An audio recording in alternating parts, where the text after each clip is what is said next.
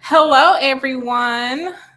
It's Kim Hill here with Hill Johnson and Weinstein, your favorite real estate developer. I am coming here today from my group, the Landlord Hackers Group, a group that I created to unite landlords across the United States to collaborate and discuss, support, and give advice to one another.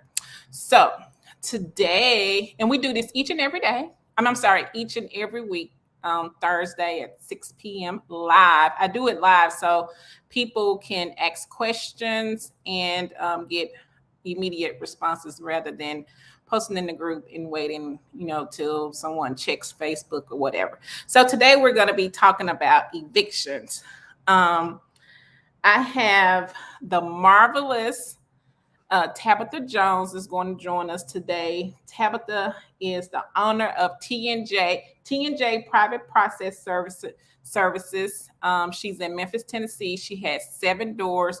And what makes Tabitha so remarkable to me is not only is she one of my good friends, she also has 3 boys that she will die for. Like, she is literally putting them in the game and putting them to work. They have their own cleaning services, which I have used them before to clean some of my properties. They did an amazing job. One of her boys just purchased a house, paid cash for it. And I was so stunned, I had to call and say, wait, did he really pay cash for this? And she said he really paid cash for the house. He saved up his money from his company, and she supports them 100%. I just love that drive in her and her children. She told me also her nephews work for her as well. So it is a family business, which is commendable to be able to work with your family members and make a profit. Who knew? All right. So today we're going to be talking about evictions, and she's going to help us along. And we have a guest, which we also, every Thursday, we have a member of the group come on to ask questions and be able to be kind of on like the panel with us. And this week's group member was Connie. Not sure if she's going to join us. So if somebody else wants to join, just raise your hand and I'll bring you in. But right now, we're going to bring Tabitha on, and she's going to give us some great advice and tell us how she's doing this remarkable family business. Good evening. Hey, Tab. Hello. How you doing? Fine. Good evening, everyone. I'm here live from Memphis, Tennessee. Can you hear? Wait, I can't hear you. Hold on. Wait, that's my light. I can't hear you. Oh, shit. Can you hear me now? Okay, hold on. Here I go again. Let me see. Okay. Tabitha? Okay, can you hear me now? I can hear you now. That sounds good. Okay. Okay, great. Good evening, everyone. My name is Tabitha. I'm here from Memphis, Tennessee. I am the owner of T&J Private Process Service. We have been in business for about 13 years here in Memphis, Tennessee. And I'm here joining the live with the wonderful Miss Kim to give you guys some good information when it comes to evicting, the process, how to start from start to finish. Well, thank you, Miss Tabitha. Are you at your tax business today? I am. I actually am. I'm in my office now. I'm multitasking. Okay. I just want to tell you in front of everyone, I know I told you before, but I'm so proud of you and how you instilled this work ethic in your boys. I'm just so amazed. And you are a single mother. So I want to give that up to Tabitha.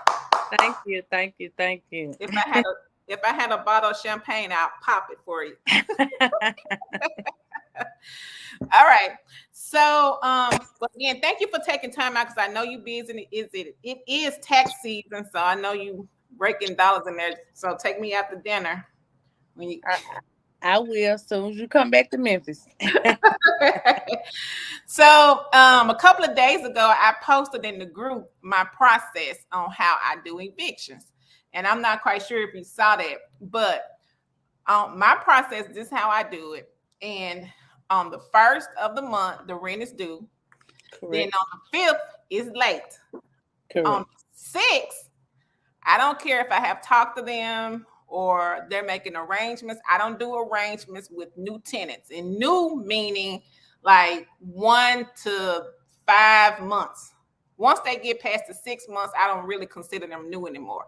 So anything before then, I do not make payment arrangements. I don't, I don't make no type of arrangements with them at all. So on the 6th, I filed for an eviction. And then that is when I get my paperwork over to Tabitha, and then Tabitha will give me a court date, and hopefully we'll have. I put on here we had a court date by the 13th, and that was kind of pre-COVID. I haven't had an eviction since then. Oh, you're absolutely correct. The court is no longer behind. Everything we have a green light. So Okay. Ooh, that's good then. Okay, but I don't have any evictions though right now. okay, great. But so that's good then, because that's how we used to do it. Give it to you on the 6th, and we got a court date the very next week, which will probably be about the 13th. Then we go to court, maybe the 10 days later, the 23rd. And then after we win, because we never lose, when we go to court, the worst thing that can happen is that they ask for a continuance. And if they ask for a continuance, which they are legally, that's their legal right to do, and Correct. then they'll come back in 2 weeks and then lose again. So, okay, they just get 2 more weeks to pack up because you gotta go. All right. So, and then if they are not willing, which in my whole career, Tabitha, I've only had one person that I had to actually literally put out the house. Wow. Like most of the time they go ahead and leave. And so if they haven't left, then we file a writ, which allows Tabitha and her boys to come in to remove their things, right? That's correct. Right. But do we have to have a sheriff? So if we had to get to the writ part, would we have to have a sheriff to be there with you? Okay. No. We as private process servers, we could do the same thing that the sheriff department does. We could file the paperwork, we could serve them the court dates, we could come in and pull the writs of possession. Whenever you file a writ of possession, the property has to be served the writ of possession, and we as process servers, we have the right to go over and execute the writ of possession by serving a property the writ of possession. Then we could move forward with removing all the items from the interior of the household and placing everything on the exterior. Okay. So, some people think that you can't what I was gonna say, I forgot. When you was talking, I forgot. But anyway, it'll come back to me. So once you file, but if the property, once we file and we go to court, and then the court says you have 10 days to move out or whatever, then and then on the 11th day, we can pull the writ of possession, and we execute the eviction. Okay. So, but what if they pay me? If they we've gone to court and then they pay me, because this has happened to me a lot with the other lady. She paid, but then I still was able to keep the judgment or the possession that they gave me in court. 2 months later. How long does that last? Because I forget. How long does that last? Whenever you file an eviction on someone, and you mean after you receive the judgment, the writ of possession, the judgment is good up to 90 days. How many days? Up to 90 days. Okay, so 3 months. Okay. Uh-huh. After the 3 months have expired, you have to start the process all over again. Okay. So now I remember I remember one time when we were at court and she paid, then I had to write on my receipt, I received it with prejudice. That's correct. And so that means what? When you receive rent with prejudice, means that you're accepting a payment and it doesn't. That's it. You able to receive the payment, and you still able to move forward with the process. Right. Okay. So Long as that receipt has with prejudice on it, you able to move forward. right, because some tenants think that they'll come to court and then they'll pay and then it's over with. Because I'm the landlord that if I had to file on you, then I'm gonna go ahead and go through the process whether you paid or not. Because if you didn't pay this month, you probably not gonna pay next month, especially if you knew. And if you knew, that's the reason why we in court anyway. Because once my tenant, if they're over 6 months, I'll make a payment arrangement because they pay good for 6 months, then make a payment arrangement. But I don't let anyone go over 15 days. If they Correct. can't pay half or something near almost all of it, I don't, you can be with me for 3 years, 6 years. It's just not gonna happen because once they get behind, it's so hard to catch up, you know.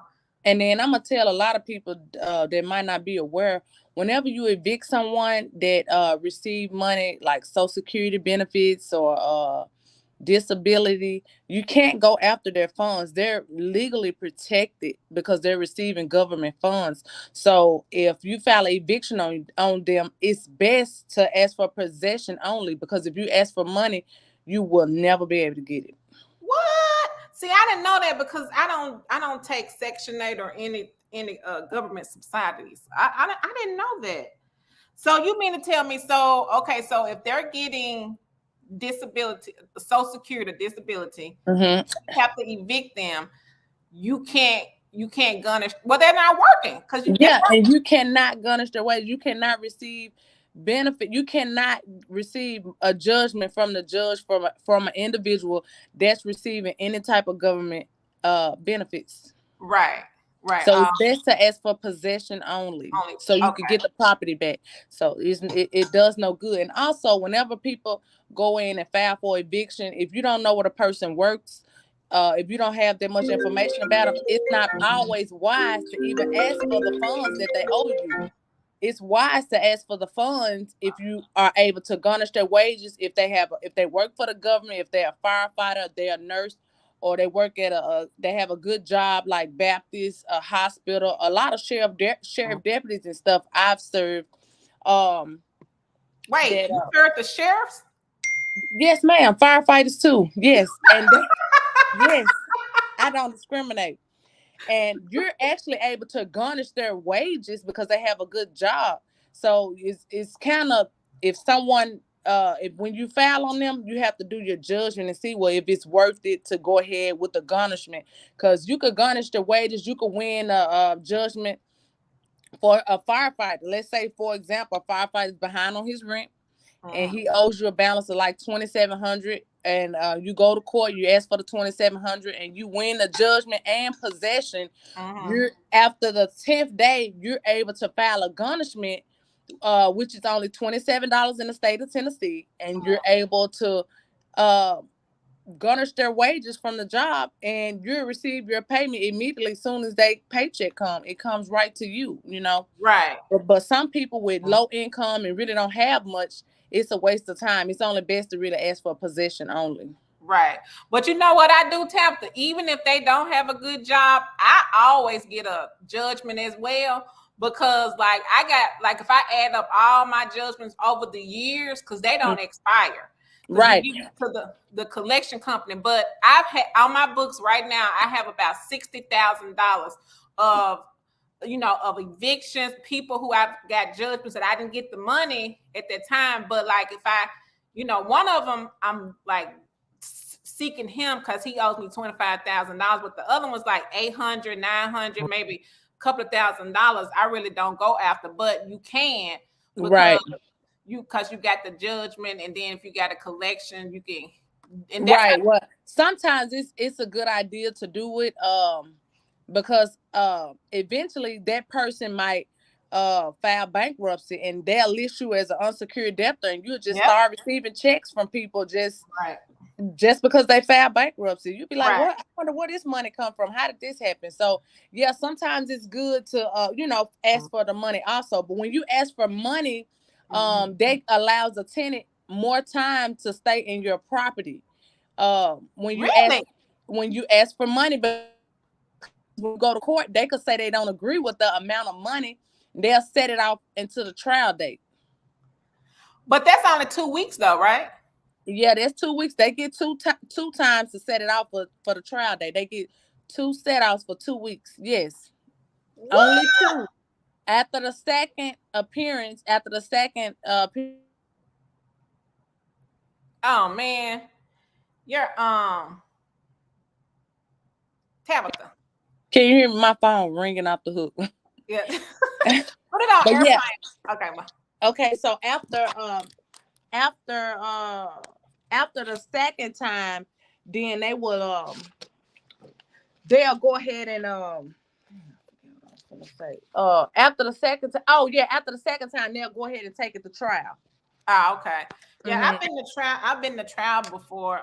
The first time that happened, I was like, "Oh my God, we're gonna have a jury," but it really wasn't a jury. It was just them debating the amount that they owe, even though you can prove it with a lease. Right. So, have you ever had eviction where the person moves out, then they destroy the property? Um, you actually can go in and go after the person. Mm-hmm. You actually could go in and file a civil warrant and go after them for the property damage. Mm-hmm. Um, and sue them for the damages to your property. Right. Oh, okay. Yeah. So I got restitution from that before a long time ago when this guy, but you had to have a witness to say that they saw them destroying the property. Is that correct? Yes. If you on Wi-Fi tablet, you can put your phone on airplane mode. If you on Wi-Fi. Yeah. So can you still hear me while you doing that? Yeah, hold on. I'm putting it on Wi-Fi. Okay.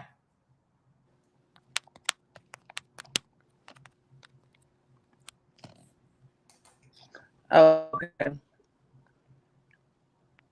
Can you hear me now? Yeah, I can hear you. Okay. So yeah. Okay, so Tabitha, what has been your worst experience in evictions? And I know not doing okay, so you can probably tell us during the pandemic. Is it anything that you learned during the pandemic? Absolutely, absolutely. The worst thing that I've seen is families just give up and just decide they don't want to pay and just Is it that they don't want to pay or they can't pay? both. Some people have live-in boyfriends and stuff, and a lot of women they exchange gender roles and they try to take care of everything and they just can't. And they have another person in a household, but it's hard for one person to, try to take care of household. So I've seen both ways. And then it's a lot of people they're able bodies, but they just don't try. They just Right. I was saying, like, have you had someone like you go to the house to serve them? Remember when you went to that house for me on I ain't gonna say the street name, but one of yeah. the houses. Yeah. And then you and that lady got the argument. What you do in an instance like that? Like if they threaten you, like they be like, "Bitch, get off my property! You this, and this. You can't da." Then what you do? I stay in professional mode. I try my best to stay in professional mode. I try not to be aggressive, and remember that, I'm a professional individual and it's not wise to argue with people. So what would you do though? Do you leave? Do you? Yeah, I just leave. Sometimes I just leave quietly. I know it's not worth the argument. Mm-hmm. I'm really like the bad news person when I come over to the house. Right. I'm always the bad news person. And for some reason, they want to take it out on me, but it's actually not my fault. I'm here to provide a service. I was hired to provide a service, Right. So have somebody ever beat you up when you came to? No. I told a badge and a pistol. I've never had hands put on me in 30 years. No, man. You ain't going. Because they out there, man. They out like, because, oh my God, that lady there, the one that, that we had, she was something serious. So, Yeah. how much is your services? How much does it cost to, because you can either, when you file, like you can choose to use a sheriff company or Or a you could, private processor. yeah. Like, Whenever you're ready to file an eviction, you have two options. You could use the sheriff office, or you could use a private process server. The advantages of using a private process server is that we move very quick. We could get you a court date in less than 10 days, and we're not behind. We're not backed up. With the sheriff department, you have to wait 2 to 3 months, and you have to call them after 2 months to see if they have even served the property or to serve the individual. And sometimes a lot of people don't open up the door for the sheriff. But me, I dress like a regular individual. I dress when I'm out in the field, and I don't have any problem. Some people rush to the door to see who is this pretty lady at the door. like, damn. Yep. Oh, wow. Okay. Listen, Stephanie said, I saw the 901 home COVID program have a tenant to wait months on payment only to withdraw the application, stating that the program ended. Now the tenant is thousands behind and couldn't pay the money owed. Yeah, it's time for her to go ahead and move forward with the eviction process. But I think she talking about during the COVID time. We couldn't evict. Oh yeah, it was one while we couldn't put anyone out for at least a year, 365 days. We couldn't do anything. Wow. Everything was frozen, no movement. Right. No. And see, that's when our co-living houses are, because you have 7 doors, right? I do. That's when our co-living, because we don't have to put people out of the co-living. No. So I didn't miss during the pandemic. I didn't miss any money from my co-living, but my single family houses, people were tearing that system up, and they could pay. Like, right. Who in their regular mind? I don't care what nobody says. Even if you had COVID for 1 month, and you did not lose your job because you was off from work with COVID while we were in a pandemic. So people could pay, but they were just, the news was just going on like people can't pay, and everybody need help.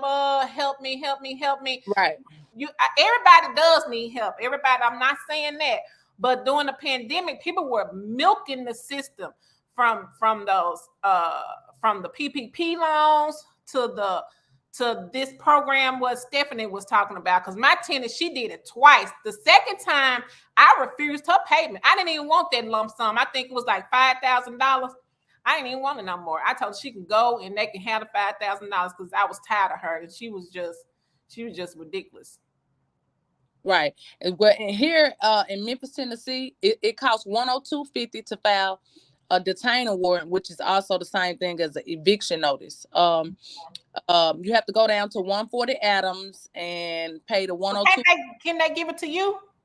Yeah, they could give it to me. I offer this service also. I will.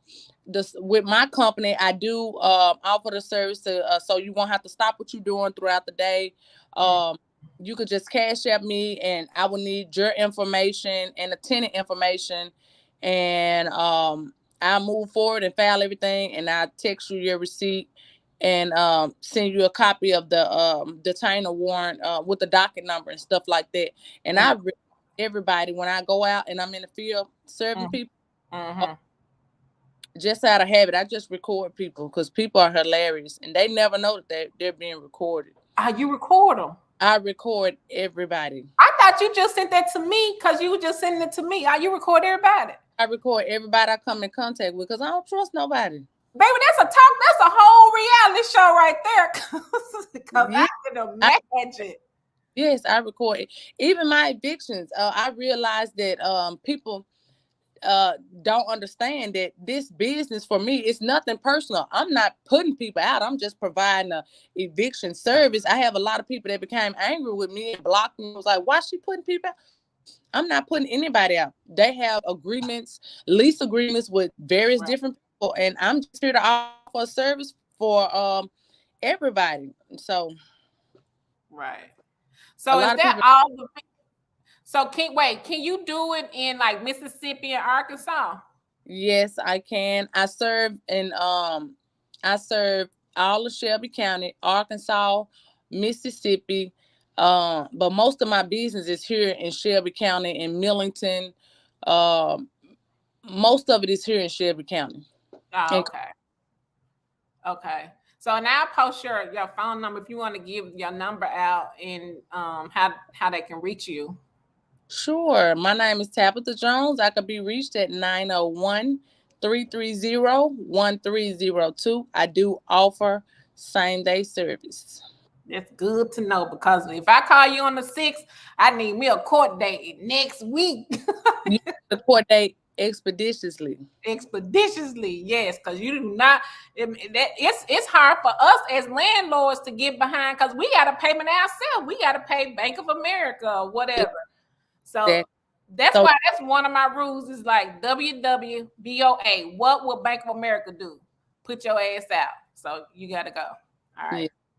Okay. So let me see if we have any more questions. Connie was supposed to come on, but she hadn't made it yet, because now she's the landlord. I forgot where she's from, but this is one thing a lot of new landlords do, is that like when tenants move in, they say that, my mom died, my dog died, my kid is in school, got cancer, whatever. You know what I'm saying? It's super sad that whatever happened to you, but it still does not affect that you have to pay me the rent. And so when you're a regular person like us, and you hear the other person on the other end saying stuff like that, it tug on your heart and makes you like, oh, but then that's if you put your feelings into it, you will be broke. Because I they told me, like, I had tenants, mother, children to die. I sent flowers, but I still want my rent. So I cannot negotiate. I try to treat my tenants the way I want to be treated, because I live in an apartment, in Nashville, and I want to be treated the same way. But I don't go down there saying, Miss Jones didn't pay me, and so now I don't have your rent. They don't care. They still want the rent. So that's what Connie's problem was. She was just trying to be nice, and she had let them stay there for 2 months, coming on 3 months, and that's too much money to be losing. What's the longest you've gone and let somebody not pay? 3 days. 3 days. They're gonna have to get broke in real quick. This is business for me, and I mean business. So I'm free every time I interview someone that wants to come in and move in one of my rooms. I have my badge on. They always say, "What's that? What's that for? Why do you have that on?" I do it for 2 reasons. Let them know that I mean business, and I am the eviction queen. Right. But listen, they said Tabitha savage, for real. That's how you got to treat. You got to set the tone when they first move in. Yeah, that's how we in Memphis, Tennessee. Whatever you allow will continue. If you allow them to be late, then they're gonna continue to be late. You have to stand on your firmness with them, because at the end of the day, you want good tenants. You want them to get in the habit of doing the right thing. Right, exactly. So when you said 3 days, were you talking about a single family house, or were you talking about a room? I'm talking about the room. Baby, then I'm worse than you, because they can't go 3 hours. My rent is due on Saturday at 12 o'clock. If you hadn't paid on Saturday at 12, you out the door. I mean, I give them to 3 o'clock. So by 3 o'clock. And then I have a late fee. I got a $50 a day late fee. They don't even get a chance to make it to Monday. The door is off the hinges.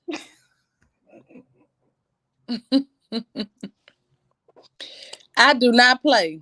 This is business. You gotta ask the other tenants that be dealing with me. They forewarn everybody. Miss Tab, don't play with nobody. You gotta have her money, or she will put you out. That is correct. That is absolutely correct. Well, it's been a plump, pleasing pleasure to talk to you. And I'm so glad that I am not the only one, because people like, man, she's so mean. Like, I just cannot do it. It's just business. Yep, it's just business.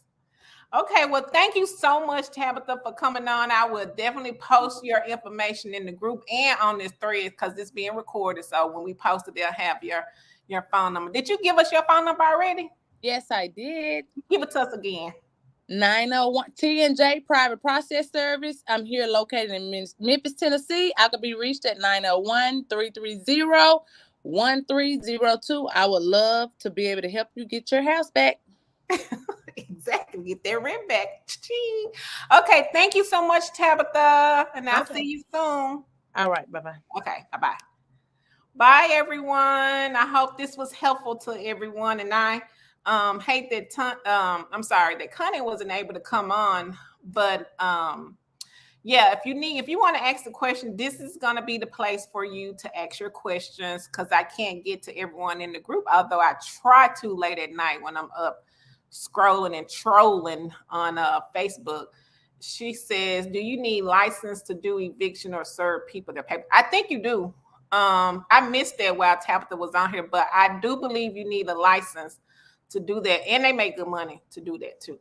Because you can do it for apartment complexes, not just for private people like myself, but you can do it for apartment complexes, large apartment complexes, and different other companies. Well, I'm a company too, but just like a small company. But that's it. And I hope this was helpful for you all. And we will see you again on next Thursday. Goodbye.